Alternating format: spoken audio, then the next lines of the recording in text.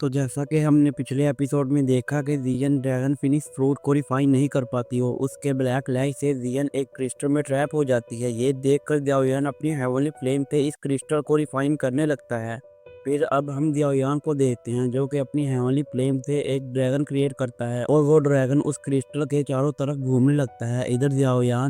इधर की रिफाइनमेंट को देखकर हीकिंग और एल्डरली काफी ज्यादा खुश होते हैं। इधर इधर हीकिंग दियाओयान की हेवनली फ्लेम को देखकर कहता है, ये कितनी प्योर और गर्म हेवनली फ्लेम है, और यहाँ तक कि मेरे ड्रैगन क्लैन के एल्डर की मौजूदगी में भी इस हेवनली फ्लेम की एनर्जी काफी ज्यादा है। इधर एल्डर ली कहते हैं, मुझे उम्मीद है दियाओयान दियन को बचाने में कामयाब हो जाएगा। इसके बाद हमें बाहर का सीन दिखाया जाता है जहाँ पर हम एल्डर ली को देखते हैं जो कि ड्रैगन क्लैन के डिसाइपल और एल्डर को कहते हैं, पूरे ड्रैगन क्लैन में रेड अलार्म जारी कर दो। और साथ ही वो ये भी कहते हैं कि इस ड्रैगन आइलैंड पर किसी को भी आने की इजाजत नहीं है। ये सुनकर सब डिसाइपल और एल्डर हाँ में नोट करते हैं। इधर हीकिंग एल्डर ली से कहता है कि आपको लगता है कि बाकी 3 ड्रैगन क्लैन इस मौके का फायदा उठाएंगे और वो हम पर अटैक कर देंगे। इधर एल्डर ली कहती हैं, ये तो अच्छा हुआ कि ड्रैगन किंग के लापता होने के बाद रॉयल फैमिली ने ड्रैगन क्लैन को 4 आइलैंड में तकसीम कर दिया और हर आइलैंड पर कब्जा कर लिया, और वैसे भी हम अपनी ब्लड लाइन को ज्यादा छुपा नहीं सकते। और वो बताते हैं, फर्स्ट और सेकंड एल्डर अभी एक आंत में हैं और हमारे दुश्मन इस मौके को अपने हाथ से जाने नहीं देंगे। ये सुनकर हिकिंग कहता है कि आप फिक्र ना करें, मैं दियाओयान की हिफाजत करने के लिए अपनी जान भी दांव पर लगा दूंगा।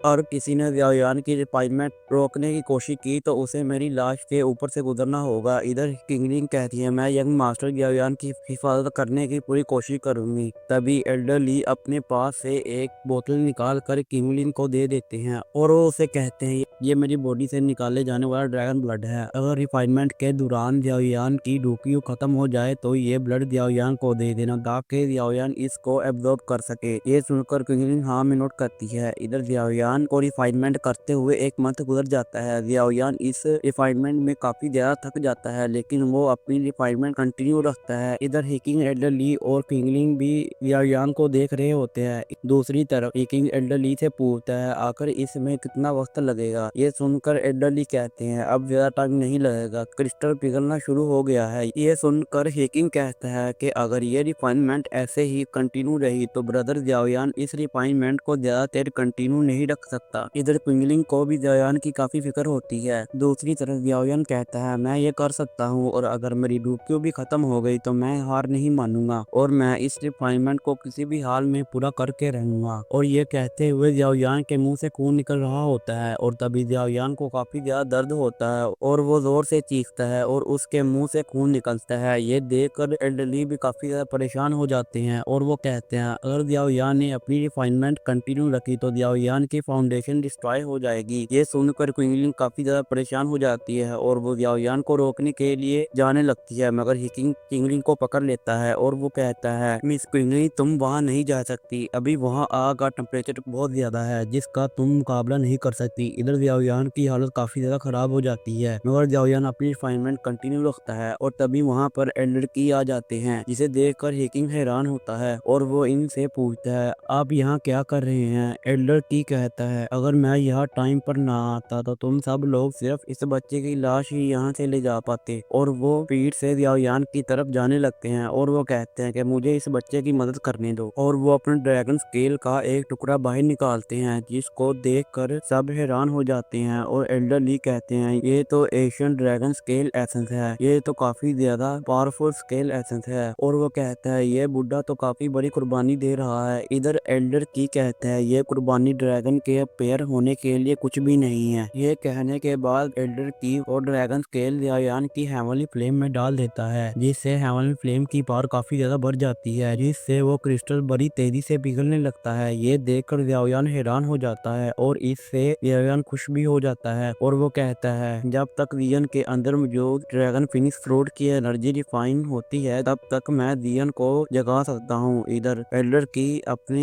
ड्रैगन स्केल का यूज करने की वजह से काफी काफी ज्यादा घायल हो जाते हैं और वो याओयान से कहते हैं, बच्चे तुम्हारी हेवनली फ्लेम की पावर टेम्परेरी तौर पर है, इसलिए तुमको अपनी फ्लेम को अच्छी तरह कंट्रोल करना होगा। इधर याओयान ये सुनकर हाँ में नोट करता है और याओयान अपनी रिफाइनमेंट की स्पीड को तेज कर देता है और तभी याओयान के ऊपर कोई अटैक कर देता है, लेकिन हीकिंग आगे आकर उस अटैक को डिस्ट्रॉय कर देता है और वो कहता है, कौन है जिसने हम पर अटैक करने की कोशिश की। और ये कहने के बाद हीकिंग अपनी पावर रिलीज करता है। तभी वहाँ पर ड्रैगन क्लैन के 2 कल्टीवेटर आ जाते हैं। इसमें से एक कल्टीवेटर वेस्ट ड्रैगन आइलैंड से होता है जिसका नाम दियाओहाउ होता है और दूसरा कल्टीवेटर साउथ ड्रैगन आइलैंड से होता है जिसका नाम मैनियन होता है। तभी दियाओहाउ हीकिंग से कहता है, हमें मिले हुए काफी टाइम हो गया। दूसरी तरफ मैनियन हीकिंग से कहता है, मुझे यहाँ की तहकीक करने का साउथ ड्रैगन किंग ने ऑर्डर दिया है। आखिर east dragon island royal blood को छुपा कर क्या करने की कोशिश कर रहा है। ये सुनकर हीकिंग को इन पर बहुत गुस्सा आता है। दूसरी तरफ एल्डर ली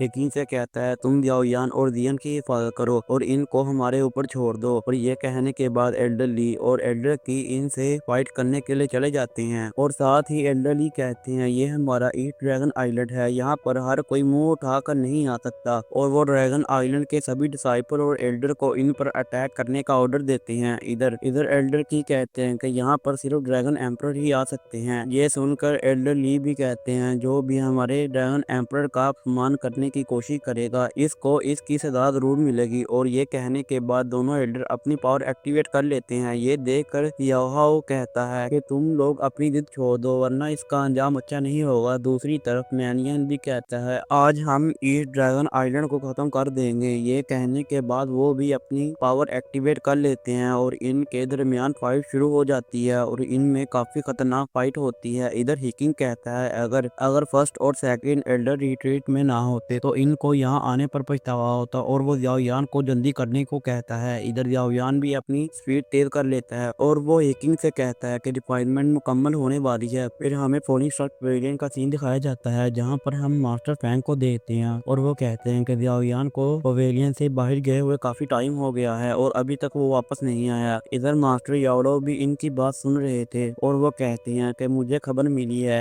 मिली है फ्लावर सेक्ट से याओयान कब का निकल चुका है, लेकिन अब तक इसकी कोई खबर नहीं और इनको याओयान की काफी ज्यादा फिक्र हो रही थी। इसी के साथ ये वीडियो यहीं पर खत्म होता है। अगर आपको ये वीडियो थोड़ा सा भी अच्छा लगा हो तो वीडियो को लाइक करके चैनल को सब्सक्राइब जरूर कर लेना। मिलते हैं अगली वीडियो में, तब तक के लिए बाय बाय।